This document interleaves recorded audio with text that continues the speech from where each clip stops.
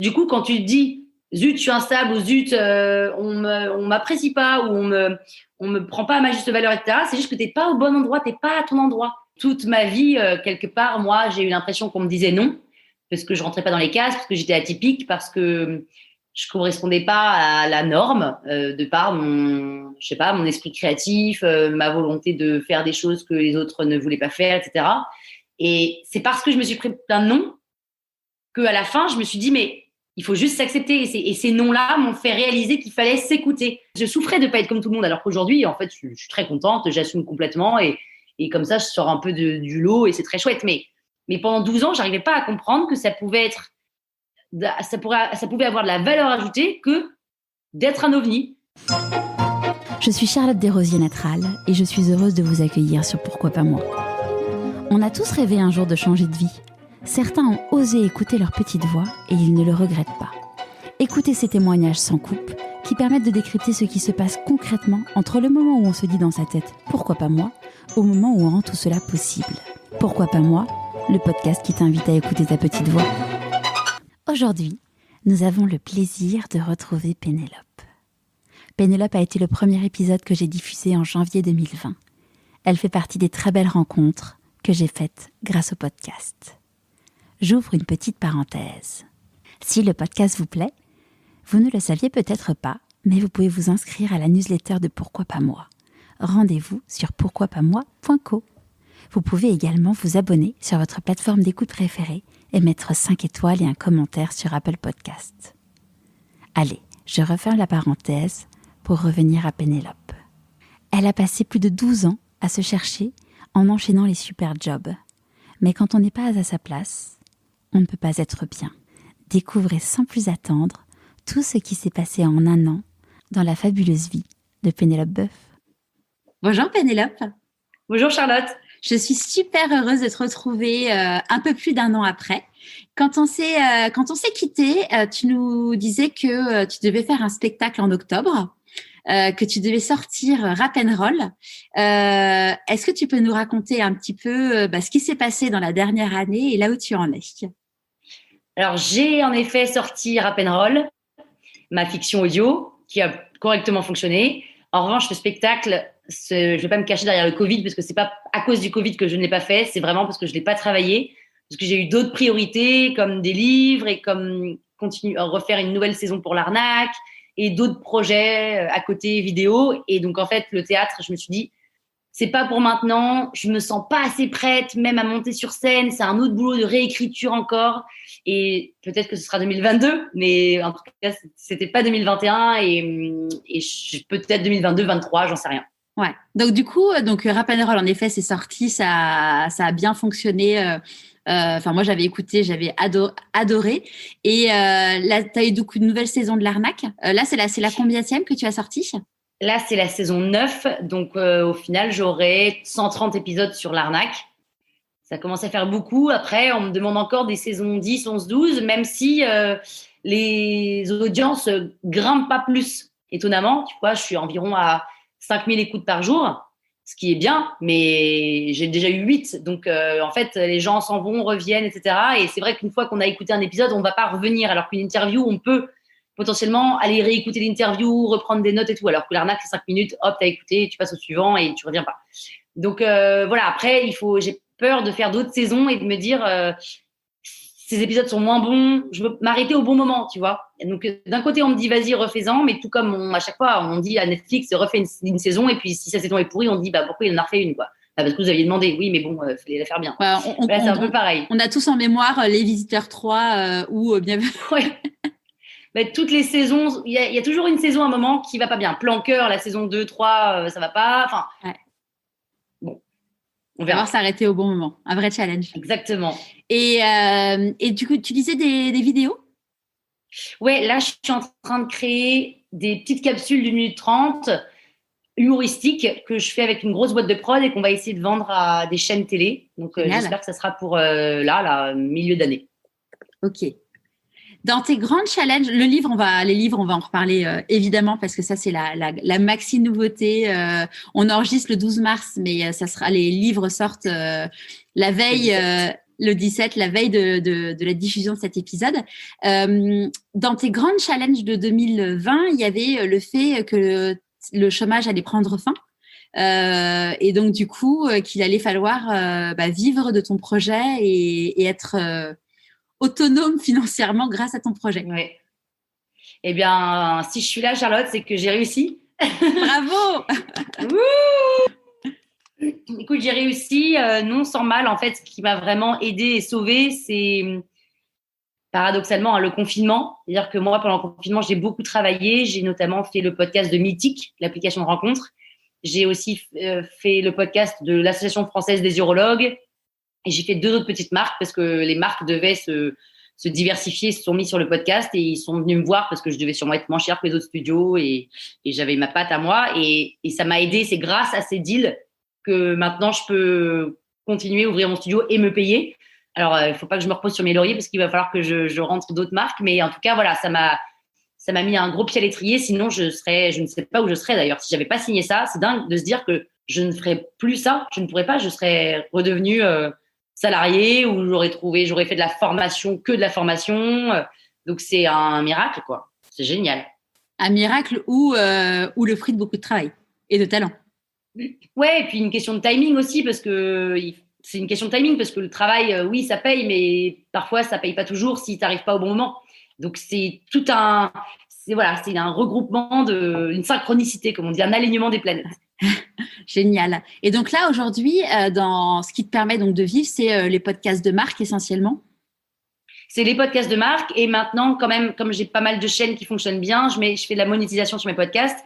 Et plutôt, alors j'en fais aussi, mais je passe par la régie Acast qui prend une commission évidemment, parce qu'ils sont régis. Mais je vais moi directement voir les marques et je négocie directement du host-read, donc ça veut dire du pré-roll, enfin des spots en avant d'épisodes. Et là, c'est jackpot parce que moi, ça me prend juste le temps de faire un spot, je le colle et puis c'est en fonction du nombre d'impressions qu'ils prennent. Donc ça fait des petites rentrées. C'est pas assez pour tenir une année, hein, mais ça fait des petites rentrées, c'est des compléments. Ça, j'allais dire, ça paye les clopes ou un peu plus. Exactement, un peu plus quand même. Ça paye beaucoup de clopes. Et aujourd'hui, donc tu arrives à vivre de ton projet. C'est quoi tes nouvelles peurs? Mes nouvelles peurs, c'est que là, ma prochaine peur, c'est que le livre soit un peu aux oubliettes, évidemment. Enfin, qu'il passe aux oubliettes, qu'il n'ait pas la lumière que j'aimerais qu'il ait, même si on sait que le milieu de l'édition, c'est très compliqué et qu'il y a très peu d'appelés. Enfin, très peu d'élus. Enfin, il y a des appelés, des élus, bref. Enfin, il y en a très peu qui arrivent à émerger, qui arrivent à faire beaucoup de ventes. C'est pas là-dessus que je compte gagner des sous, mais en tous les cas, j'aimerais quand même que ça m'aide à m'ouvrir des voies, notamment à, je sais pas, pourquoi pas faire des chroniques à la radio, à la télé, que ça m'ouvre d'autres portes, d'autres perspectives. Si jamais ça fonctionne pas et que personne le lit et que personne l'achète, et ben c'est pas grave, je serais quand même contente de les avoir dans ma bibliothèque parce que j'aime bien leur couverture, ils sont pop. Mais ouais, c'est ça c'est ma peur à court terme. Enfin après une peur, on se détend. Hein, je suis pas tremblante tous les matins, mais c'est une petite appréhension. Et sinon, mes prochaines peurs, c'est de pas réussir à me payer à la fin de l'année, de pas réussir à rentrer à cette marque, parce que évidemment que sans les marques, c'est ça quand même le gros du truc. Donc sans marque, je peux pas vivre. Donc il va falloir que, et comme j'ai une boîte et je suis pas auto-entrepreneur, tu te payes 2000, ça vaut 4000, ça coûte 4000. Donc il faut en rentrer les sous. Donc il va falloir redoubler de motivation, de travail et d'énergie, mais en même temps j'adore ça. Mais voilà, c'est les petites appréhensions. Après, j'imagine qu'il y en a d'autres qui vont se créer au fur et à mesure des semaines, mais je les connais pas encore et tant mieux parce que si je savais déjà toutes les peurs qui m'attendaient, je serais dans mon lit en train de déprimer. Et c'est quoi tes plus grandes réjouissances de l'année passée? C'est vraiment mythique parce qu'on a fait un énorme travail. On a fait, ils m'ont appelé, ils m'ont dit dans 4 jours il faut que tu nous ouvres une chaîne en français, puis que tu la traduises en anglais, en espagnol, en italien, en néerlandais. Et puis après, hop, on fait une 2e saison et hop, une 3e. Et tu sais quoi, en fait, on est hyper contents. C'est le meilleur podcast de Brain Content. C'est ce qui a été le plus écouté en 2020. On va en refaire d'autres et on va le faire avec toi parce qu'on adore ton style, on adore ton agilité. Et oui, c'est sûr que c'est sans doute moins parfait qu'avec un vrai studio, mais c'est créatif, ça sort de l'ordinaire, et ça, c'est extraordinaire de se dire qu'on a une reconnaissance professionnelle. Et ça, c'est extraordinaire. Après, le fait d'avoir terminé mon livre aussi, parce que j'ai mis du temps. Hein. Il y en a déjà un qui devait sortir en 2020, il n'est pas sorti. Là, le fait de faire une collection, voilà, ça fait du bien de le sortir. Et quand même, et ça, c'est une réjouissance qui est là, c'est ma plus grosse en fait, c'est que je sors le 6 mai prochain, créer son podcast aux éditions Les Nuls, donc la couverture noire et jaune. Enfin, qui d'ailleurs, la couverture n'est plus noire et jaune, hein, mais bon, bref. C'est dans les années 80. Dans les années 80, la couverture était noire et jaune. Et donc, voilà, c'est créer son podcast pour les nuls. Là, j'ai mis vraiment toutes mes tripes. Et c'était comme écrire une dissertation de 450 000 signes. Moi, je suis pas du tout quelqu'un de très structuré, etc. Et pour autant, j'ai réussi. Je suis assez fière d'avoir terminé ça parce que je crois que j'ai réussi à faire un livre d'apprentissage qui soit pas chiant. Parce que souvent, le livre d'apprentissage, ça peut être... tu vois, tu prends ta feuille, tu notes à côté. Non, là, c'est presque un livre de chevet. Tu le lis parce qu'il y a un peu de développement personnel. Et j'ai donné vraiment tout ce que j'avais dans les tripes pour aider les gens. Trop bien. Ça s'est passé comment, du coup, l'écriture de ces 2 livres? Comment est-ce que ça venait de toi? Tu as été contactée? Oui, alors en fait, c'est Versilio, qui est une maison d'édition agent d'auteur, qui m'a contactée parce qu'ils connaissaient mes podcasts. Et ils m'ont dit, est-ce que tu peux pas écrire un livre? Et je dis, un livre? Non, mais attendez, je sais pas écrire de livre. Bah oui, mais tu sais écrire des podcasts. Oui, bah c'est pareil. Bah non, c'est pas pareil. Bref, finalement, j'aurais proposé des trucs. Ils m'ont dit, super. On a écrit un premier bouquin qui devait sortir donc le 6 mai 2020. Finalement, le 6 mai, à cause du Covid, il est pas sorti. Donc moi, je l'ai relu et j'ai dit, mais en fait, vous savez quoi? Il était prêt. Hein. Ça ne me convient pas. Parce que il y a que 30 chapitres et moi, j'ai plein d'aventures à raconter sur les hommes, mes voyages, le boulot, ma vie, mon carcan d'éducation, ce par quoi je suis passée, le fait que j'ose, que je pousse des portes, etc. Et donc, pourquoi est-ce qu'on ne ferait pas une collection? Les aventures de Pénélope Boeuf, un peu comme Martine à la plage, mais pour adultes et en livre et pas en BD. Et donc, on s'est maqué avec Flammarion. Et donc, maintenant, je suis éditée chez Flammarion et on sort ces 2 premiers livres. Les 2 autres sortiront plus tard.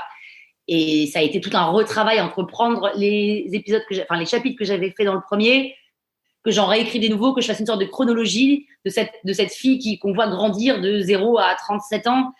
Donc, ça a été un boulot monstre pendant 2 ans si on reprend le premier, mais cette collection a été retravaillée depuis 1 an. Ouais. Ça a dû être j'allais dire difficile, mais je ne sais pas si c'est le mot, parce que finalement, quand tu écris un bouquin, te dire ça y est, c'est fini, et puis dire finalement, bah non, en fait, c'est pas fini, ça. Bon, on le remet en mode brouillon et on repart d'une page blanche. C'est horrible. Ouais, mais c'est horrible parce que je devais accoucher le 6 mai. Ah oui, non, mais c'est clair. Ouais. Non, mais c'est horrible. Et en fait, on te dit, moi aussi, hein, mais je me suis dit, en fait, non, on va tout refaire. Mais sauf que tu te dis, mais je repars pour une grossesse qui va être très longue. Ça se trouve, ça va être moins bien. Peut-être qu'on se plante à faire une collection. C'est hyper difficile. Donc là, enfin, ça y est, ça y est, il vient de sortir et c'est jouissif de se dire qu'il est en librairie. Et non, mais c'est génial. Et comment ils vivent ça, ta famille? Ma famille, ils sont très, très, très excités pour moi. Ils en reviennent pas, je crois. Et quand je leur dis, vous pensez que ça peut marcher? Ils sont là, on s'en fout, Pénélope. C'est pas le sujet, tu as écrit un bouquin. C'est quand même extraordinaire d'avoir des bouquins de toi, chez nous. Ils sont... Après, je parle d'eux quand même. Donc, c'est pour ça que je te pose la question. Ouais, parce que je leur ai fait lire avant de publier et je leur ai dit, est-ce que tout ça vous va? Et ma mère, elle m'a dit, mais tu peux y aller autant que tu veux. De toute façon, elle m'a dit, c'est pas moi qui l'écris, c'est toi, c'est ton point de vue. Donc, moi, je suis hors du truc. C'est comme ça que tu vois les choses, très bien, mais je ne me choque en rien. Sauf à un moment, quand je dis qu'elle est nulle en informatique, ça fait chier. Et j'ai dit, maman, c'est la vérité, qu'est-ce que je te dise? Bref. Et ma sœur, ça lui a fait aussi un peu bizarre de se dire, je suis quand même dans ton livre, quoi. Je suis identifiable. En plus, elle est très pudique. Donc, mais pareil, c'est mon point de vue. En plus, c'est souvent un point de vue. Ma sœur, elle est en point de vue de petite fille parce que c'est ma grande sœur. Donc, je suis la petite sœur qui, avec le regard d'une petite fille de 8 ans. Et mon père, il était hyper fier. Il me dit, c'est dingue que tu aies réussi à faire ça. Enfin, voilà, ils sont... Alors que bon, c'est juste un bouquin. Enfin, c'est énorme, mais en vrai, c'est juste un bouquin. Tu vois, il y a rien d'engageant. Et donc, ils sont assez contents. Ils en reviennent pas. Et voilà, là, ils se disent, et alors, j'espère que tu vas pas non plus nous mettre dans le tome 3 et 4. Je dis non, vous inquiétez pas, c'est sur les mecs et les voyages, vous n'êtes pas dedans. Mais oui, parce qu'en fait, le livre, parce que bon, il y a des anecdotes que tu racontes dans l'arnaque, mais qu'on retrouve dans le livre. Mais je pense que dans l'imaginaire, dans l'inconscient des gens, le livre, c'est quelque chose qui est quand même sacré, en fait. c'est sacré, c'est même, j'ai envie de dire, noble. Ouais. Il y a un côté noble dans le livre et c'est aussi sacré dans le sens où c'est écrit noir sur blanc. Et quand on reprend à cette expression, tu me l'écris noir sur blanc, bah, ça veut dire que c'est écrit noir sur blanc, quoi. On ne peut plus l'enlever. Alors maintenant, avec Internet, on peut encore moins enlever quand tu es sur Internet, et donc avec le podcast aussi. Mais c'est en effet pas pareil de l'écrire parce que je trouve ça presque plus fort de l'écrire que de le dire, quoi, parce que tu as eu le temps de réfléchir, tu as eu le temps de poser tes mots, de les peser, de te dire ça, je le pense et donc je l'écris et je suis prête à le diffuser publiquement. Donc c'est vrai qu'il y a un côté quand même impliquant. Ouais. Moi, je vois, tu vois, je sors un livre le 16 avril et quand j'en parle dans mon entourage, alors il y a des gens qui savent que j'ai écrit un livre, d'autres non. Et quand je dis, bah oui, il y a mon livre qui sort et là, ils me regardent avec des yeux genre, mais t'as écrit un livre? Et c'est vrai que t'as envie de dire finalement, bah, j'écris un programme, ça m'a pris autant de temps que d'écrire le livre, mais c'est un livre en fait. C'est un livre et les gens, tout de suite, ça te donne une sorte de légitimité, de crédibilité, de solidité, alors que non, mais oui, c'est sûr que ça te crédibilise, mais tu pourrais faire un TEDx et c'est très, très compliqué de faire un TEDx aussi, même si ça dure que 18 minutes, c'est aussi très, très lourd. Mais d'ailleurs, je pense que tu dirais, je fais un TEDx, on te dirait aussi, tu fais un TEDx. Ah bah ouais, clairement. En même temps, j'avais candidaté pour faire un TEDx. Bon, finalement, ça s'est pas fait. Mais il y a mon frère qui m'a dit « Non, mais tu sais, maintenant, faire un TEDx, c'est facile par rapport à l'époque. » Je dis « Bah, merci. » C'est vrai.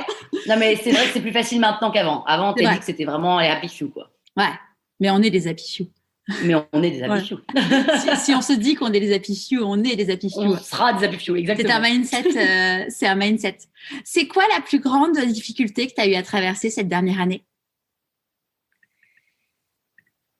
La plus grande difficulté que j'ai eu à traverser cette dernière année, c'était de mener tous mes projets à la fois. C'est-à-dire que j'ai été un peu débordée pendant le confinement. C'est quand même horrible de dire ça, mais bon, j'ai été débordée avec Mythique, plus la rédaction du livre, enfin des livres, c'est quand même 2 bouquins, plus la gestion avec l'illustratrice, enfin énormément de travail tout le temps, plus l'arnaque, plus rap and roll, plus tout le temps, mais en même temps, c'était pas une difficulté parce que moi, j'adore être débordée, sinon je m'ennuie sacrément. C'était pas vraiment une difficulté. Après, évidemment que c'était hyper difficile de rester chez moi toute la journée comme tout le monde et de pas pouvoir sortir et de pas voir mes copains. Et ça a été violentissime, mais bon, comme tout le monde, donc ni plus ni moins. Hein. Mais ça a été surtout de réussir à tout faire et de pas péter un plomb parce qu'il y a un moment, je voulais pas aller faire ce fameux burn-out là, mais en faire un deuxième. On sait ce que c'est et maintenant je connais mes limites et tout, mais je sentais qu'il y avait des moments où toi, franchement, Mythique, je me couchais à 3h du mat pour bosser, je me relevais à 6h parce qu'il fallait tout pondre en 4 jours. Je me suis dit, là, ça va pas bien. En plus, j'allais courir le matin pour me expulser tout ça parce que j'avais besoin de faire du sport. Enfin, voilà.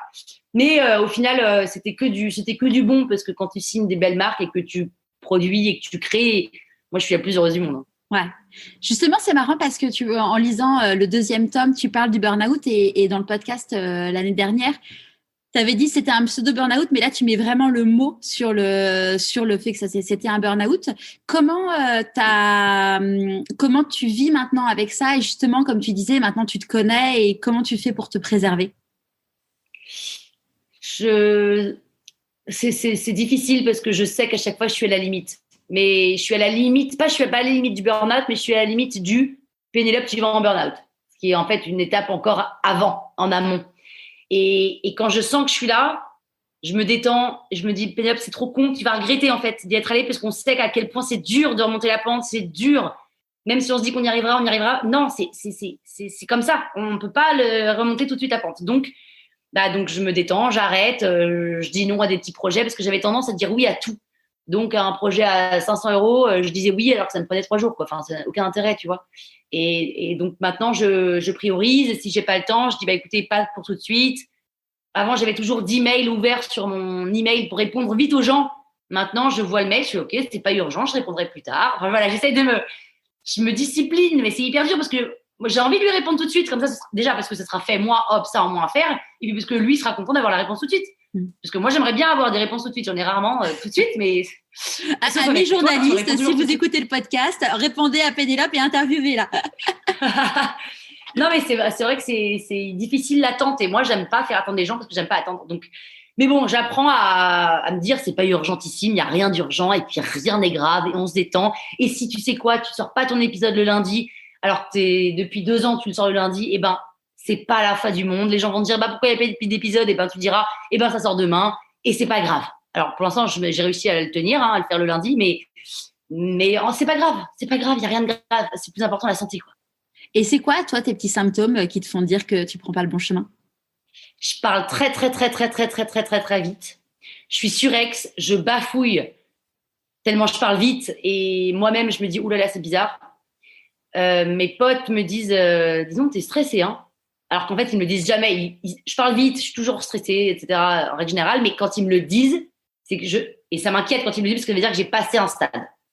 Et là, je leur dis comment ça, je suis stressée. Elle me dit, mais attends, t'as vu la vitesse à laquelle tu parles là? Je dis, bah comme d'hab. Non, non, pas comme d'hab, ça va. Je suis là, merde, peut-être que ça va pas. Et puis je suis tout le temps, j'ai pas le temps pour rien, j'ai le temps pour rien. Et je mange comme une grosse vache aussi. Enfin, voilà, tout ça, je suis là, je compense. Donc voilà, ça, c'est quand je sens que tout ça, j'arrête. Il faut arrêter. Il faut se calmer, il faut souffler et respirer. Je pense ça, c'est un vrai enjeu, c'est d'apprendre à se connaître, surtout quand on a fait dans la vie tout court et quand on a fait un burn-out, justement, parce que tu vois, j'en ai déjà parlé dans le podcast. Mon dernier rendez-vous chez la psychiatre avant de quitter Paris, en disant bon bah ça y est, on se quitte, je quitte Paris, donc on ne se verra plus. Et je lui ai dit mais en gros, est-ce qu'on guérit un jour du burn-out? Et elle m'a dit en fait non, on apprend à vivre avec. Et d'ailleurs tu vois, récemment j'ai dû remplir un questionnaire de santé pour le prêt de la maison, et ils m'ont demandé en gros mes antécédents et compagnie, et en gros ils m'ont demandé est-ce que j'étais guérie, mais oui, je vais leur dire que je suis guérie parce que je vais beaucoup mieux, mais en vrai, c'est un truc que tu...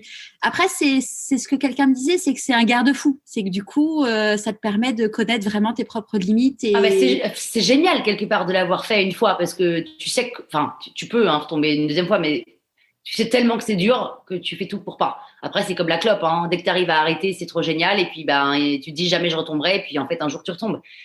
C'est un peu pareil. Puisque tu te rends pas compte que ça va être dur d'arrêter derrière et que tu as trop envie, tout comme le burn-out, tu as trop envie de pousser, et en même temps, tu t'oublies que c'était difficile de remonter.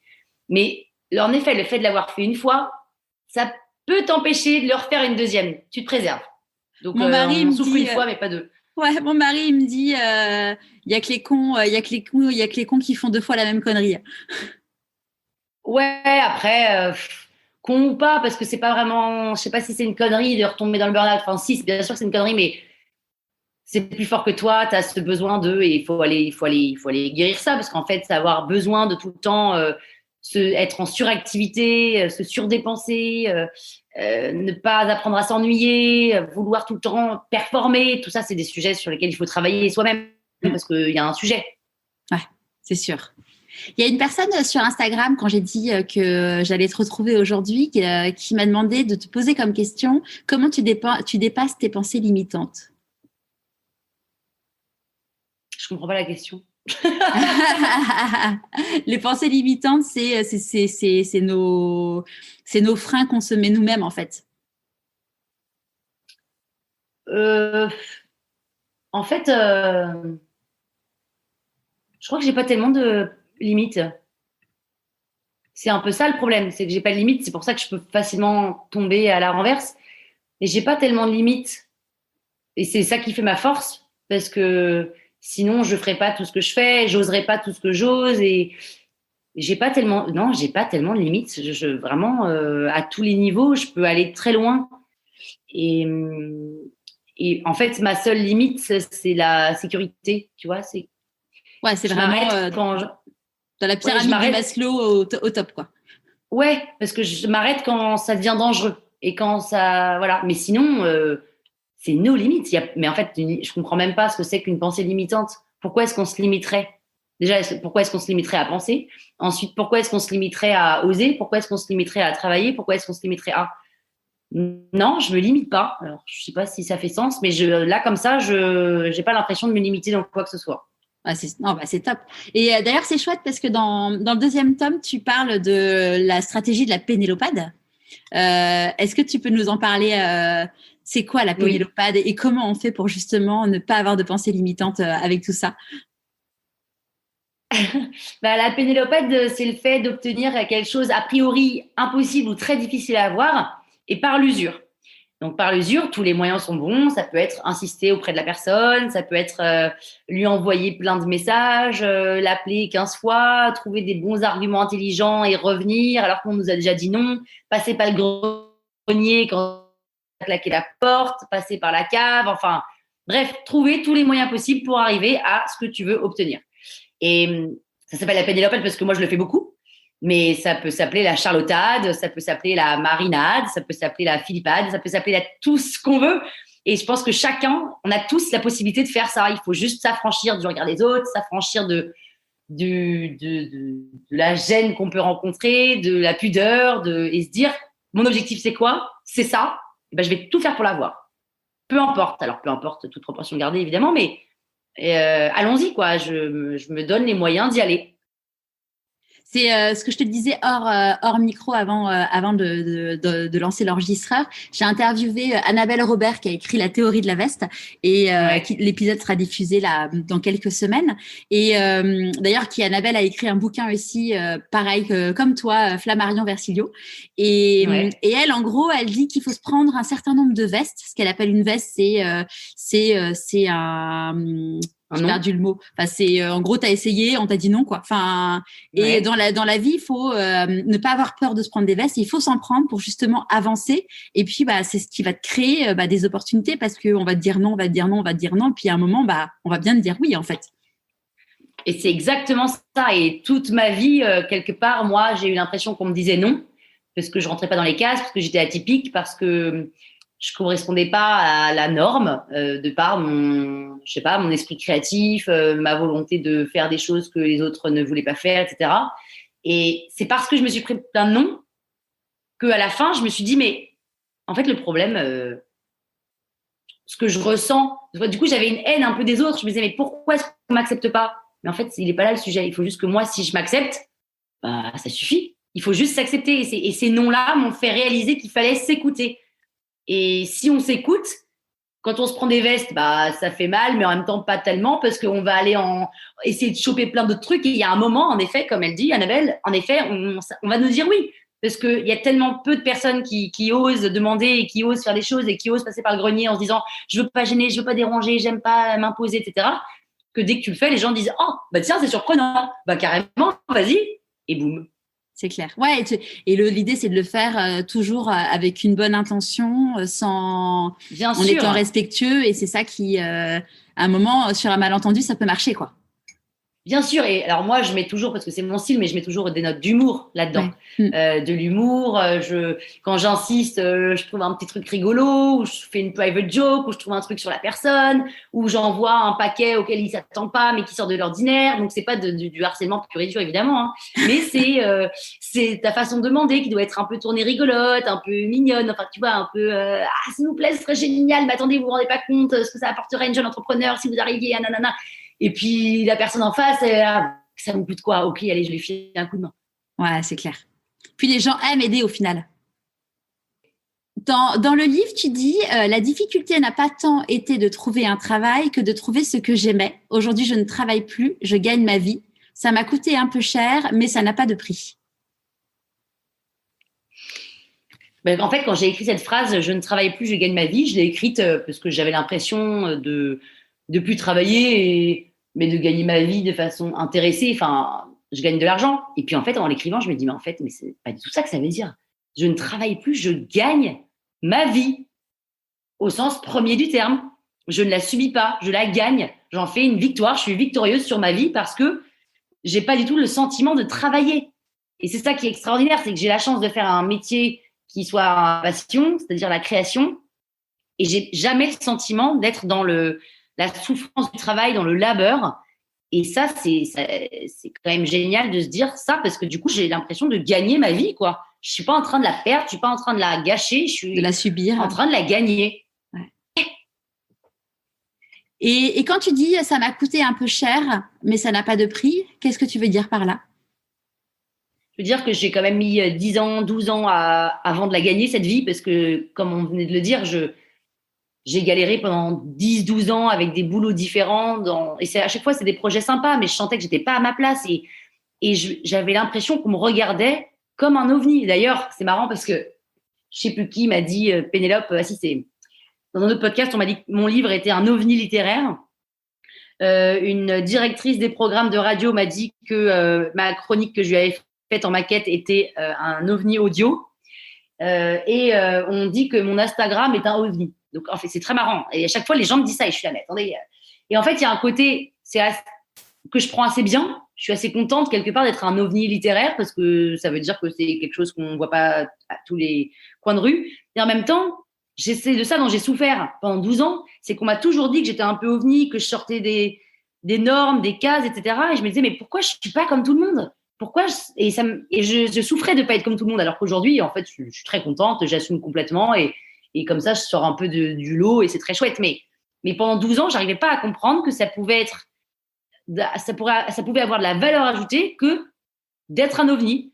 Et ça, j'ai mis du temps. Et c'est pour ça que je galérais. Mais j'aimerais être comme tout le monde, accepter que mes idées, what the fuck, en fait, elles aient sens. Parce que moi, ça fait sens dans ma tête. Donc pourquoi dans vos têtes, c'est pas clair ? Il y a un truc qui… Mais c'est vrai, je comprenais des trucs qu'ils ne comprenaient pas. Je comprenais rien à ce qu'ils me racontaient. Enfin, j'ai toujours été en décalage. Et je me disais, mais merde. Et en fait, maintenant, c'est toujours le cas, je crois. Mais je m'en fous. Et limite, j'en joue. Et maintenant, les gens disent… ah, mais c'est génial, c'est trop différent ce que tu fais. Alors qu'avant, on me disait, ah, mais t'es trop bizarre, c'est différent ce que tu fais. Maintenant, c'est génial aussi parce que les autres ont grandi et que moi, je m'accepte. Donc, du coup, on voit bien sur mon visage que je ne subis pas d'être ce que je suis. Je kiffe. Et ça joue. Ouais, parce qu'en fait, on a tous une singularité et on a tous tendance à rentrer, en fait, à vouloir rentrer dans un moule pour se faire accepter des autres. Oui. Mais finalement, le vrai sujet, c'est de s'accepter soi-même. C'est ça la clé. Et une fois que tu t'es accepté, déjà, tu acceptes les autres, tu es prête à aimer, tu es prête à faire tout et n'importe quoi et toutes les portes s'ouvrent. Ouais. C'est génial. Ouais, je confirme. Et tu vois, c'est marrant parce que quand je t'ai interviewé, donc il y a plus d'1 an, clairement, moi aussi, j'ai fait un bon petit bout de chemin au niveau de la compréhension de tout ça. Et il s'est passé beaucoup de choses en 1 an. Et tu vois, quand on voit ton CV où clairement, tu as été entre guillemets, on pourrait dire une zappeuse de job. Tu vois, ça me fait penser à un moment, moi, j'ai fait pareil. J'ai fait en 15 ans, j'ai dû faire 12 boîtes, enfin, peut-être un peu moins, mais bon, j'en ai fait quand même beaucoup. Et il y avait des copains qui me disaient, à chaque fois que je les voyais, genre, bon, alors, t'as encore changé de job, genre un peu de façon ironique.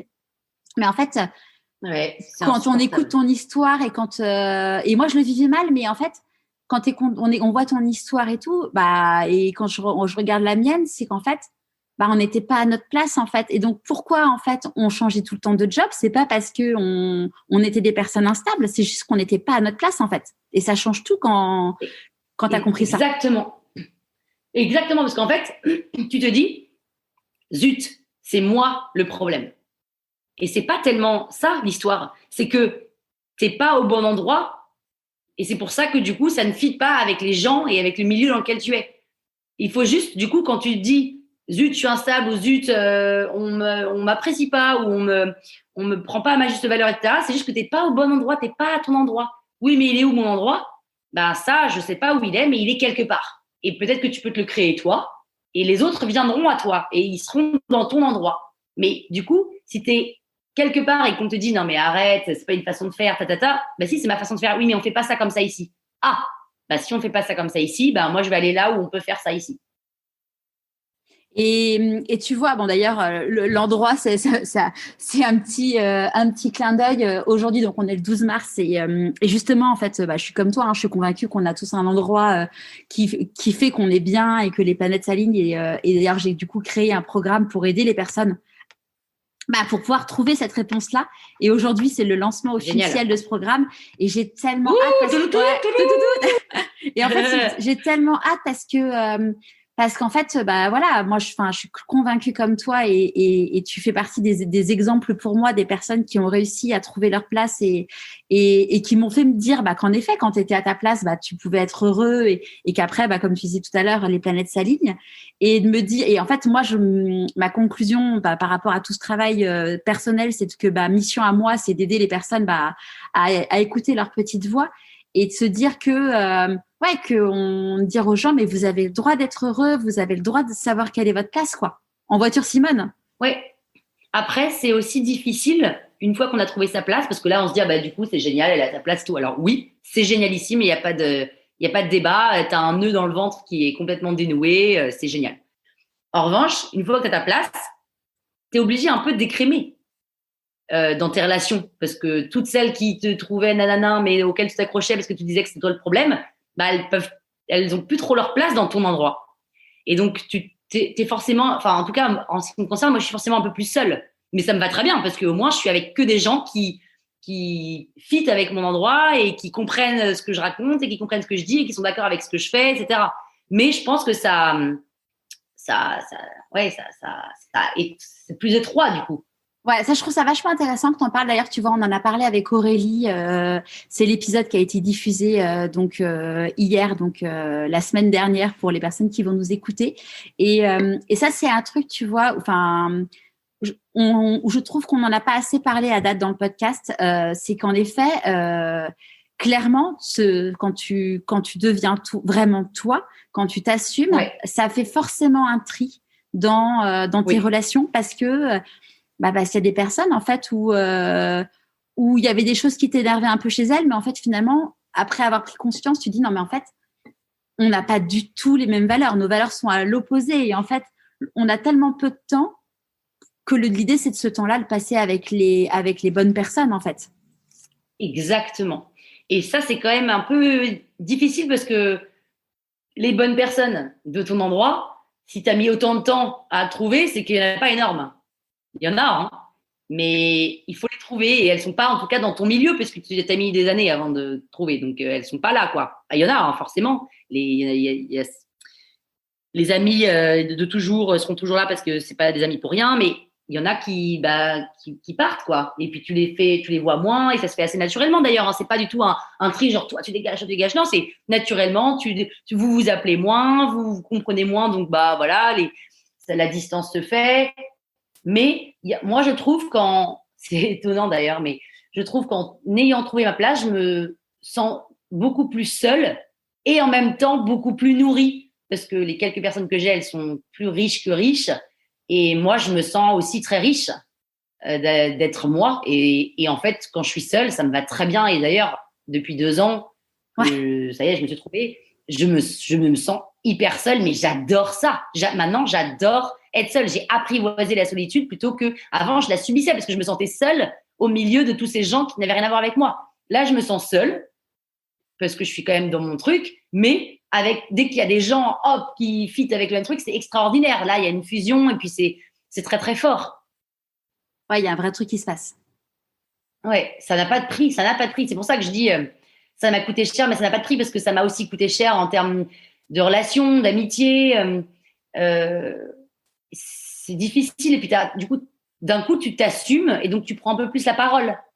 Tu t'affirmes plus. Tes jugements sont plus affûtés. Tes opinions, tes avis, tout ça. Et on se dit, oulala, mais attends, qu'est-ce qui t'arrive ? Qu'est-ce qui m'arrive ? J'ai toujours été comme ça ? Non. Si, mais sauf qu'en fait, je l'exprimais pas, parce que je me sentais pas à ma place, et je sentais que vous alliez me juger. Maintenant que tu me juges, je m'en fous un peu, et si ça te dérange, tant pis, c'est juste que ça marche plus. Et tu vois, sur la solitude, c'est marrant, parce que ça me fait penser à Alia Cardin, que j'ai interviewée. Ouais. Alia, donc, c'était une grande avocate qui est devenue coach, et qui maintenant est une magnifique romancière, écrivain, qui cartonne. Et Alia, elle disait en fait que elle a un côté un peu comme toi, avec un côté un peu extraverti, mais finalement, elle disait que aujourd'hui, elle s'est rendue compte, avec tout le chemin qu'elle a fait, qu'en fait, être seule, ça lui fait du bien, chose qu'elle n'aurait jamais pu imaginer avant. Et en fait, c'est rigolo de voir des personnes comme vous et je vais m'inclure dans le lot, parce qu'en fait, on est des personnes hyper sociables qui adoreront voir du monde et compagnie, et qui, d'un côté, vont être hyper heureuses d'être toutes seules devant leur ordinateur à écrire un bouquin ou à écrire un podcast. Et c'est assez marrant, tu vois, de se voir ce truc où finalement de l'extérieur jamais, j'imagine toi, elle, on aurait pu imaginer de se dire qu'en fait la solitude nous allait bien. Exactement. Et moi, je suis une extravertie depuis toujours, Et donc, j'avais toujours l'impression que je me ressourçais avec les autres. Donc, j'avais toujours besoin d'être au contact des autres. Et apparemment, mais ça, je ne me rends pas compte, mais on me le dit encore aujourd'hui, hein, que j'ai une énergie débordante. Et je ne m'en rends pas compte, mais bon. Et les gens me disaient, mais je sais pas, est-ce que tu as… En fait, je les saoulais, les gens, parce que j'avais trop d'énergie, mais j'avais besoin d'eux, donc j'avais besoin qu'ils me nourrissent et tout. Et je disais, allez, fais-moi marrer, allez, on fait des trucs, allez, il se passe quoi, qu'est-ce qu'on fait aujourd'hui? Enfin, j'ai toujours été un peu comme ça sur Aix. Et puis maintenant, je suis là, non mais en fait, j'ai plus du tout besoin de ça. Non pas que j'ai plus besoin des autres, mais j'ai plus besoin des autres pour exister. Ouais, parce qu'en fait, tu t'aimes, tu te respectes et en fait, tu n'attends plus des autres ce que tu peux t'apporter à toi-même. Et ça change. Exactement. Tout. Alors évidemment, non, après évidemment que j'ai besoin des autres pour plein de choses. Ah ben on a besoin des autres, c'est sûr. Ouais. Mais pour me satisfaire au quotidien et croire en moi, j'ai plus besoin de ce regard des autres qui me disent Pénélope, t'es géniale. J'ai plus besoin de ça. Maintenant, j'aime ce que je fais. J'ai trouvé qui j'étais, ce que je voulais pas surtout. Et en fait, ça n'a pas de prix. C'est génialissime. Et si, franchement, le truc, c'est que c'est difficile quand on dit mais comment t'as fait pour trouver et tout, j'en sais rien. C'est la vie, c'est cette quête de sens. C'est ce que je raconte dans le livre, c'est que en fait, cette petite fille depuis 8 ans, ce qu'elle cherche, c'est à être heureuse. Et elle sait pas ce que ça veut dire être heureuse, mais en fait, ça veut juste dire trouver qui elle est, trouver ce qu'elle aime et trouver sa place.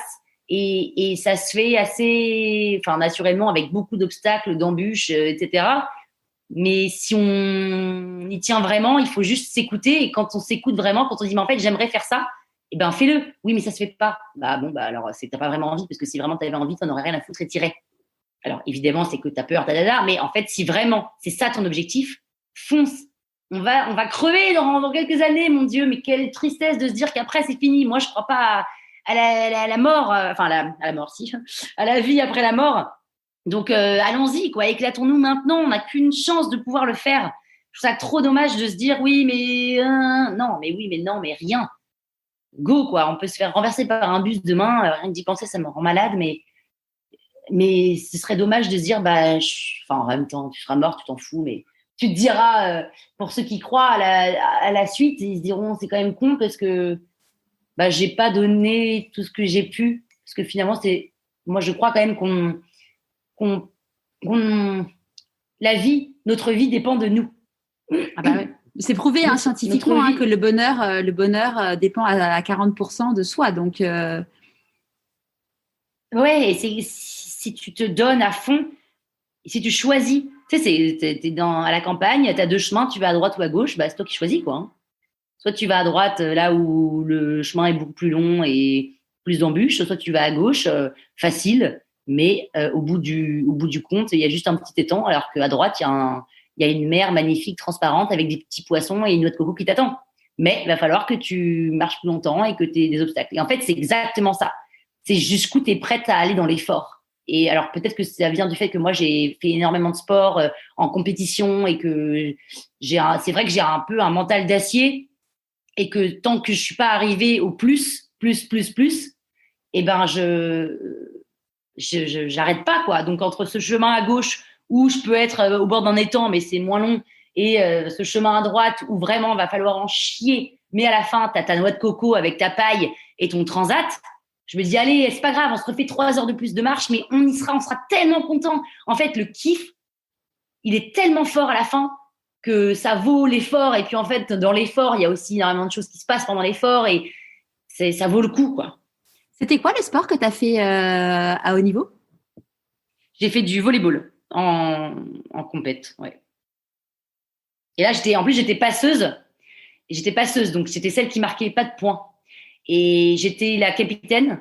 Et donc, c'est moi qui devais dire, quand on perdait 4 points d'affilée, on avait tous le moral à zéro, la tête dans nos chaussures. Et non, les filles, on lève la tête, on y va, c'est pas grave. Oui, on a le moral à zéro, on vient de perdre 4 points. C'est pas grave, on y va, on fonce, c'est pas perdu tant que le dernier point n'a pas sonné, c'est pas perdu. Tant que la balle n'est pas tombée, c'est pas perdu. Donc, même si c'est comme, tu sais, la balle, t'as quelqu'un qui réceptionne mal, la balle va très loin, tu fais, je l'aurai jamais. Non, mais tu l'auras jamais, t'en sais rien, en fait. Va essayer de l'avoir. Et parfois, et ben tu cours toute ta vie, tu fonces, tu la rattrapes et t'as quelqu'un par miracle qui la rattrape, qui se match, boum, point, marqué, gagné. Et tu t'y aurais pas cru. Mais parce que c'est que dans la tête. Alors après, si tu dis que tu n'y arriveras pas, tu n'y arriveras pas, ça c'est sûr. C'est sûr. Ça, pour le coup, ça marche à tous les coups. Si tu dis je n'y arriverai pas. Ça marche à tous les coups. Ça, t'es sûr que tu n'y arriveras pas. Ouais. Et après, évidemment que quand tu te dis j'y arriverai, c'est pas sûr à 100% que tu y arriveras parce que parfois, ce n'est pas possible. Si la balle, elle est à 70 mètres et que t'es mal à la jambe, tu peux pas la rattraper, la balle. Mais on ne sait pas. Peut-être. En tout cas, on n'est pas à l'abri que le temps que tu ailles la chercher, la personne en face fasse une faute de fil et que du coup, que tu gagnes. Mais si tu n'es pas allé la chercher et que l'autre fait la faute de fil, mais que de toute façon, tu as dit j'arrête et que le mec a sifflé, bah, tu laisses même pas la possibilité à l'autre de faire la faute. Donc, en fait, c'est ça. Il faut essayer. On ne sait pas ce qui peut se passer entre le moment où tu y vas et... Enfin, on ne sait pas, quoi. Donc, il faut se donner les moyens de tout, aller jusqu'au bout. Et surtout, moi, je trouve ça hyper... En fait, moi, je trouve ça hyper kiffant. C'est ça, le truc. C'est que moi, je trouve ça génial de se dire, mais ça se trouve, je peux l'attraper la balle. Ça se trouve, je peux arriver à ça. Ça se trouve, je peux marcher pendant 4 heures sans boire et pas mourir. Non, mais c'est génial de se dire jusqu'où je pousse mes limites. C'est pour ça que j'ai pas de pensée limitante. C'est que je pense alors, on peut arriver à tout, mais évidemment dans la limite de la santé, etc. Mais ce moment-là où tu te dis, est-ce que je vais y arriver ? Vas-y, Pépé, vas-y, c'est dans la tête. De toute façon, c'est dans la tête. Et ben, je trouve ça extraordinaire, cette force de l'esprit qui parfois est plus forte que le corps, quoi. Ouais. Ah bah, c'est sûr. Bah, de toute façon, l'imagination est plus forte que la volonté. Hein. Donc, il y a un moment, si tu combines la volonté et l'imagination, c'est là où ce qu'on appelle, entre guillemets, des miracles qui peuvent se produire. Hein. Ouais, je sais pas, est-ce que l'imagination est plus forte que la volonté? Ouais. Si, j'ai fait une grosse étude dessus pour justement l'intégrer dans le programme. Et oui, l'imagination est plus forte que la volonté. Ça a été prouvé par par la neuroscience. Ouais. Donc, quand tu mets les deux ensemble, bah, c'est cool. C'est explosif. Bah, c'est génial. Bah oui, bien sûr. Après, on n'est pas toujours en bonne position pour vouloir. On n'est pas toujours déterminé parce qu'il y a des choses qui nous arrivent personnellement. On n'a pas envie, on n'a pas le moral et tout. Mais il faut se mettre en condition et se dire, allez, go, quoi. C'est quand même dommage de ne pas essayer. Qu'est-ce que tu penses que la petite Pénélope de 6 ans dirait si elle te voyait aujourd'hui? Elle dirait, Pépé, t'as réussi! T'as réussi, Pépé. Bravo. Tu vois, fallait en chier. Tu vois, t'as bien fait de continuer, t'as bien fait de pas changer, de pas te prostituer, de pas te travestir, de pas être qui tu n'es pas. T'as bien fait de rester qui t'es. Parce que j'ai failli des milliards de fois me dire, bon, bah, j'abandonne. En fait, je suis une nana qui est censée faire du droit et prendre ce chemin tout tracé, chiantissime, qui me correspond pas. Et je me suis dit, non, mais je veux être moi, je veux m'assumer, je veux imposer mes créas, je veux peut-être que ça plaira à mon absurdité, peut-être que ça plaira à ma singularité, peut-être que, en tout cas, moi, j'ai envie il y a que comme ça que je veux être heureuse et je crois que si j'étais pas arrivée, je serais en dépression, quoi. Je serais pas bien du tout, je ne sais pas où je serais, mais je préfère pas le savoir d'ailleurs. Mais vraiment, c'est bravo Pépé de t'être fait confiance et t'as bien fait parce que c'était sûr que tu y arriverais, parce que c'est sûr qu'on y arrive si on s'écoute et si on stick to who you are, to who we are. Enfin, si on se travestit pas, quoi. En fait, c'est ça. Et en fait, la société, les autres et tout nous poussent à changer, à être un peu comme on voudrait qu'on soit, à pas assumer de pas vouloir d'enfants, à pas assumer de vous préférer être seul qu'en couple, à pas assumer d'être entrepreneur et de galérer pour trouver du fric. Enfin, tout ça. Alors qu'en fait, dès que tu assumes, c'est drôle parce que tous ces gens-là qui avant trouvaient que tu étais un peu hors des clous, maintenant ils sont là, waouh, mais je suis admiratif, c'est dingue et tout. Je suis là, non, toi tu m'as pas aidé, hein, mais c'est drôle, non mais c'est marrant. Ou tu m'as peut-être aidé finalement parce que justement ton miroir m'a permis d'avancer. Ouais, je sais pas s'ils m'ont aidé parce qu'en vrai, si j'avais pu me trouver dès 8 ans, ça aurait été extraordinaire. Hein. Mais bon, j'étais pas prête de toute façon, donc non. Les Japonais, ils disent que pour être heureux, c'est l'ikigai. Et l'ikigai, si tu le trouves trop tôt, tu seras pas heureux. Bah oui, je pense que tu peux pas le trouver. Il faut pas le trouver trop tôt. Mais d'ailleurs, je pense que tu peux pas le trouver trop tôt. c'est bizarre de le trouver aussitôt parce qu'il faut grandir, il faut être adulte, il faut avoir vécu des trucs, il faut avoir compris des choses, il faut s'être ramassé forcément qu'il faut se ramasser. Après, on parle pas c'est pas forcément des énormes drames, hein, mais il faut s'être pris des portes dans la figure, des noms, et c'est que comme ça que derrière tu peux te dire, ok, d'accord, maintenant où je vais, qu'est-ce que je veux, qui je suis. Mais sans tout ça, bah, je pense que c'est difficile de trouver son truc, sauf si dès le départ t'es bien dans tes pompes, et ça c'est possible, et c'est génial s'il y en a qui se posent pas de questions et qui sont bien là où ils sont dès le début, hein. Ça doit exister. Ouais, bien sûr. C'est quoi pour toi la réussite? Ça, c'est horrible comme question. C'est horrible comme question parce que j'ai toujours ce sentiment d'insatisfaction, de jamais assez. Donc, j'aurais jamais réussi dans ma vie. Quoi que je fasse, j'aurais jamais réussi. Et c'est assez horrible parce que j'arrive pas à ça. Ça, c'est un truc sur lequel il faut que je bosse et j'essaye de bosser dessus, mais c'est très dur. Je me satisfais pas des petites victoires. Tu vois, j'ai pas ces 3 trucs de gratitude tous les jours. Il faudrait que je fasse ça.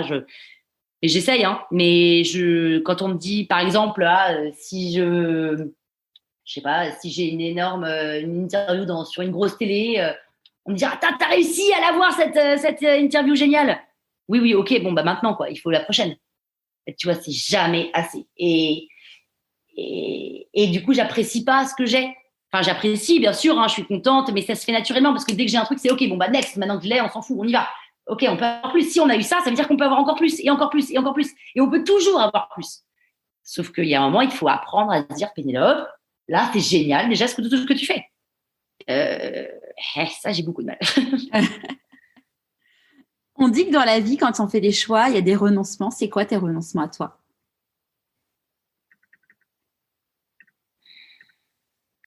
Bah, je renonce un peu tous les jours, hein. Évidemment, en effet, le fait de faire des choix, c'est renoncer.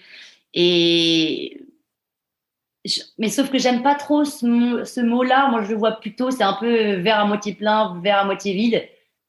Je me dis pas que je renonce. Je me dis que je choisis et que je vais ce vers quoi je choisis plutôt que je renonce à. Je le vois toujours positif parce que si je pense à, je renonce à, bah non, mais du coup, tu kiffes pas du tout ce que tu as choisi. Genre là, j'ai déménagé dans un super appartement qui est beaucoup mieux que le précédent, mais je renonce au quartier qui était beaucoup mieux.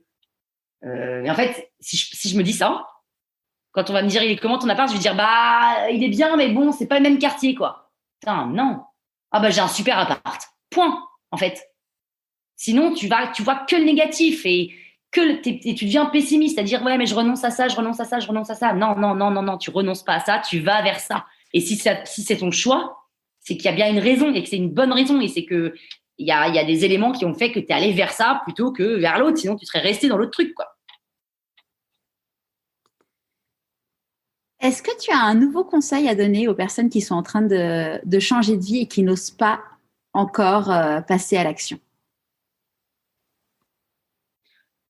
J'aime pas donner de conseils parce qu'il n'y a pas vraiment de conseils. Et je pense pas qu'il y ait des conseils à donner. Je pense que la seule chose que je peux dire, et c'est mon retour d'expérience, c'est que en fait, j'en sais rien. J'ai toujours du mal à donner des conseils là-dessus parce que c'est juste, moi, j'ai osé parce que j'ai peur de la mort. En fait, moi, c'est lié à ma peur de la mort et donc je me dis, j'ai pas envie de mourir sans avoir fait tout ce que j'ai envie de faire. Et que la seule chose, si ça peut vous aider, c'est sachez que tous les autres ont aussi peur que vous. Ont peur du regard des autres, ont peur de l'échec, ont peur de l'inconnu, ont peur de tout ça. Donc, à partir de ce moment-là, dites-vous que personne vous jugera ou alors si tout le monde vous jugera, mais en fait, qu'il faut s'en foutre du jugement des autres parce que déjà, s'ils vous jugent, c'est que eux, ils l'ont pas fait et qu'ils vous jalousent un peu. Et qu'ensuite, ils y arrivent pas, ils le font pas, ils ont pas envie, peu importe, c'est votre vie tout seul sur votre lit de mort, vous serez seul à vous dire qu'est-ce que j'ai fait, quoi. Et c'est ça, c'est qu'aujourd'hui, tous ceux qui me jugeaient parce que moi, je voulais faire des choses différentes, aujourd'hui, ils sont là, waouh! Donc, tout ce passage du moment où tu le fais, ils sont pas présents, ces gens-là, t'es toute seule. Et au moment où tu arrives, où tu arrives à être là où t'es, là, ils sont là, waouh, dis donc, Et donc, ce jugement se transforme en admiration. C'est quand même assez extraordinaire, ça. Et donc, dites-vous que tous ces gens qui vous jugent, parce que finalement, je pense que si les gens n'osent pas, c'est qu'ils ont peur. Et ils ont peur. Alors, il y a plusieurs raisons. Tu peux avoir peur de ne pas avoir assez d'argent. Tu peux avoir peur qu'on te juge. Tu peux avoir peur de ne pas savoir où tu vas. Mais en fait, tu ne sais pas où tu vas. Mais si tu en as envie, tu vas faire en sorte d'aller là où tu veux aller. Et ça ne sera pas facile, mais tu vas trouver des moyens puisque tu vas te dire « Ok, c'est parti ». Et il faut croire en la vie. Il faut croire en la vie. Il faut croire en le timing. Il faut croire en la synchronicité. Il faut croire en l'alignement des planètes. Mais sauf que l'alignement des planètes, il ne se fait que parce que tu as commencé des petits trucs. C'est-à-dire que là, moi, j'ai chopé un appartement un peu via une Pénélopade parce que j'ai vraiment insisté auprès de l'agent immobilier, etc. Alors que je n'avais pas un bon dossier. Et pourquoi j'ai trouvé cet appartement? Je n'avais pas du tout envie de déménager. Enfin, c'était pas du tout un projet de court terme. Mais à un moment, ma sœur m'a envoyé une annonce. Et avant ça, je voulais quand même changer de canapé. Et donc, c'est chiant de changer de canapé. Il faut le descendre, il faut en retrouver un autre, c'est cher, etc. Et je me suis dit, je vais m'acheter un canapé. Et j'ai acheté un canapé. Et le fait d'avoir acheté un canapé, donc de changer de canapé, c'était comme, mais inconsciemment, un premier step au changement dans l'habitat. Et derrière, quand ma sœur m'a envoyé cette annonce sur seloger.com, en temps normal, j'aurais dit non, mais laisse tomber, j'ai pas eu envie de déménager. J'ai regardé parce que dans ma tête, j'avais déjà créé quelque part un switch de tiens, je changerais bien quelque chose. Et je pense que s'il n'y avait pas eu cette histoire de changement de canapé, je ne serais pas dans ce nouvel appartement. Donc, c'est que des petites choses. On ne s'imagine pas comme chaque petite chose anodine peuvent créer des opportunités qu'il faut derrière savoir saisir. Et ça engage parfois, etc. C'est hyper important, en effet, de réveiller chacun de ses hémisphères du cerveau, faire en sorte, dans sa vie, faire des petites choses nouvelles tous les jours. Ça a un impact immense sur justement le fait de pouvoir, être mieux, saisir les opportunités. Exactement. Il faut rester alerte et il faut faire. Après, il faut aussi se prendre des moments de pause, de j'y arrive pas, de rien, etc. Mais si vous avez envie et que vous n'osez pas, commencez par des petites choses. Et chaque petite chose va en amener une autre, et et à un moment, vous allez. En fait, il y a un moment, ça va être comme une tête qui sort de l'eau, quoi. Il faut que je le fasse. Il faut que je le fasse. Et cet instinct, il faut le suivre. Et moi, je crois plus que tout en l'instinct. Si vraiment je devais croire en quelque chose dans ma vie, c'est en l'instinct. Vraiment, ça nous trompe pas. On se connaît par cœur, même si on a l'impression de pas se connaître. On se connaît par cœur. On sait ce qui est bien pour nous. On sait ce qui est pas bien. Quand on sent que notre mec nous trompe, ça vient pas de nulle part. Quand on sent que le deal, on va pas l'avoir, ça vient pas de nulle part. Tout ça, et alors on sait pas d'où ça vient, mais je pense que sur un divan pendant 3 heures, tu comprends qu'en fait, c'est parce que l'autre, à un moment, a dit c'est pas le moment, mais il l'a dit tout bas, ou enfin, et on sait tout ça. Parce qu'on emmagasine des choses d'un peu de partout, dans une conversation, dans une pièce, etc. Et il y a des gestes, et tout ça, ça trompe pas. Mais nous, notre conscient, il fait pas ça, il fait pas état de tout ça. Mais notre inconscient le fait. Et tout d'un coup, on se dit, non mais, je ne sais pas pourquoi je le sens pas, ce mec, ou je le sens pas, ce truc, ou je sens que j'ai l'appart, je veux pas l'avoir. C'est comme l'appart, je sentais que j'allais l'avoir, je savais que j'allais l'avoir, je ne sais pas pourquoi, mais je le savais. Et ça, il faut s'écouter. Et c'est ça, il faut écouter son intuition. Et peut-être qu'on se trompe. Ça arrive. Et peut-être qu'on se trompe. Merde, je me suis plantée. Bon, ok, ça arrive, c'est pas grave. Ça arrive. Et on répare, et tant pis, on recommence. Quand tu dis là sur le fait qu'on sait qu'on va l'avoir, en fait, il y a le côté. Je pense qu'il y a un vrai côté. Tu vois, moi, je l'ai expérimenté là pour la maison qu'on a achetée. C'est qu'en fait, quand j'ai visité cette maison, je me suis dit c'est elle quoi. C'est elle. Elle était au-dessus du prix qu'on avait en tête. Enfin bref, il y avait plein de raisons qui faisaient que ça allait être compliqué d'avoir cette maison. Mais je me suis dit c'est elle. Enfin, je l'ai senti au plus profond de mes tripes. Après, il y a eu du boulot. Il y a eu du boulot parce que j'ai dit à mon mari, tu sais quoi, en fait, tu ramènes tes fesses là demain parce que la maison, faut la visiter maintenant parce que on a déjà une maison qui nous était passée sous le nez. Mais au final, c'était une bonne chose parce que c'était pas elle, donc ça tombait. Enfin, c'était pas la maison qu'il nous fallait. Mais en fait, une fois que tu as ce truc en toi de te dire, c'est cette maison, enfin c'est ce job, c'est ce projet, c'est ce truc, c'est qu'en fait, quand tu es tellement convaincu et que tu as ta petite voix qui te dit, c'est bon, c'est elle. En fait, tu as plein de choses ta posture et puis tout ce que tu vas faire qui vont faire que tu vas en effet la voir. Mais c'est pas, Bien sûr. c'est pas le truc magique en mode ah bah oui j'ai dit que, enfin ma petite voix m'a dit que c'était elle donc c'est bon. Mais c'est qu'en fait on va être dans un mindset et compagnie qui va faire que voilà l'agent immobilier je l'ai pitché en lui disant bah voilà nous on va faire une offre à X dizaines de milliers d'euros en moins par rapport à ce qui était annoncé. Et j'ai fini en lui disant bah pourquoi pas nous quoi. et je lui ai parlé de mon podcast et machin. Enfin tu vois, je l'ai impliqué et puis bah pareil le banquier quand il a fallu aller le pitcher pour le dire bah voilà moi je suis au chômage, je suis en fin de droit et je voudrais emprunter et mon mari est entrepreneur. Alors ça fait sa boîte il l'a depuis longtemps mais bon quand même. C'est pas idéal. Et là pareil il faut embarquer les gens et puis bah il y a un moment bah c'est bon quoi. Exactement. C'est ce qu'on appelle la visualisation. Exactement. J'ai un beau petit tableau de visualisation à côté de mon bureau. C'est quoi tes prochains défis? J'en ai pas là. J'en ai pas. Moi, tu sais, je marche pas trop. Là, j'en ai pas à court terme, mais ça va peut-être arriver dans 10 minutes ou dans 3 semaines. Mais pour l'instant, j'en ai pas. Mon défi majeur, c'est évidemment de continuer à pouvoir me payer et avoir cette boîte. Mais après, en petit défi, projet, tout ça, j'en ai pas. Ça vient vraiment au jour le jour. Là, tu vois, il y a 2 jours, on m'a appelé. Il fallait que je fasse une presse pour un podcast de marque pour dans 2 jours. Ok, bim, bim, bim. Ça se trouve, ça va être oui et je vais devoir le shooter pendant 1 mois. Enfin, il y a plein de choses qui arrivent comme ça et je les connais pas à l'avance. Et c'est ça qui est assez génial d'ailleurs, c'est que du coup, mes journées ne se ressemblent pas.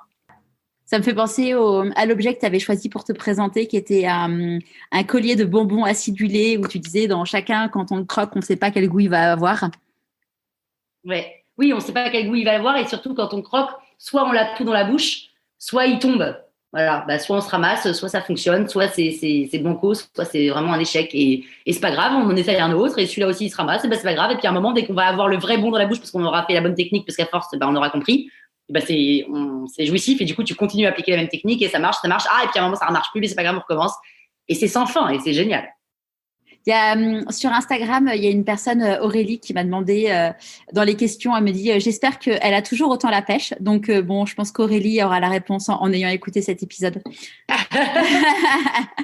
J'ai toujours la pêche, ouais, j'ai toujours la pêche. Alors évidemment, je l'ai pas toujours 24/24, hein, mais je l'ai souvent, ouais, je l'ai souvent parce que je sais pas, parce que je crois que je suis un peu comme ça et que la vie est belle. En fait, maintenant, je la trouve belle. Maintenant, je la trouve belle que toutes les opportunités sont possibles, que toutes les portes sont ouvertes et qu'on est libre et qu'on n'est pas dans une prison, dans son cachot d'isolement. Enfin, en tout cas, pas encore. J'ai pas encore fait de bêtises au point d'aller en prison et j'espère que j'en ferai pas.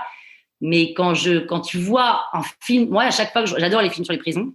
Et quand je vois un film avec des prisonniers, je me dis, mais mon Dieu, mais quelle chance j'ai d'être là, à l'air libre. Et pour rien au monde, je voudrais vivre ce qu'ils veulent, vivre ce qu'ils vivent. Et allons-y, quoi. Profitons-en. Gâchons pas ces moments précieux. Gagnons notre vie. Gagnons notre vie. À qui as-tu envie de dire merci et pourquoi avant qu'on se quitte? J'ai envie de dire merci à tous mes auditeurs qui sont au taquet, qui sont trop sympas, c'est une petite communauté pas tous les auditeurs parce qu'il y en a eu beaucoup, mais tous ceux qui sont sur Instagram, en tout cas, ils me soutiennent. Il y en a plein des auditeurs qui essayent de me choper des nouveaux abonnés sur Instagram en me disant suivez Pénélope, allez-y, elle est super, qui m'encouragent, qui me disent que ça les inspire, que ça les aide, qu'il faut que je continue, que ça me fait beaucoup de bien parce que je me dis que je fais pas ça pour rien.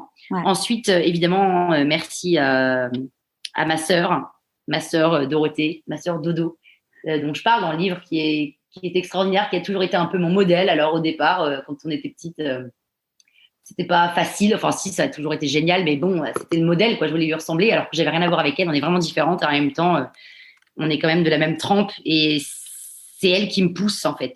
Par exemple, quand j'écris un texte que je trouve super, je lui envoie, je dis c'est pas mal, hein. Elle me dit non, ça va pas du tout. Oui, c'est un super premier jet, mais Pénélope, tu peux aller encore plus loin. Je dis non, mais attends, là, t'abuses, c'est quand même pas mal. Non, va plus loin, travaille chaque mot. Vas-y, sors de tes tripes, va au plus profond et tout. Et c'est ma coach, je l'aime tellement fort.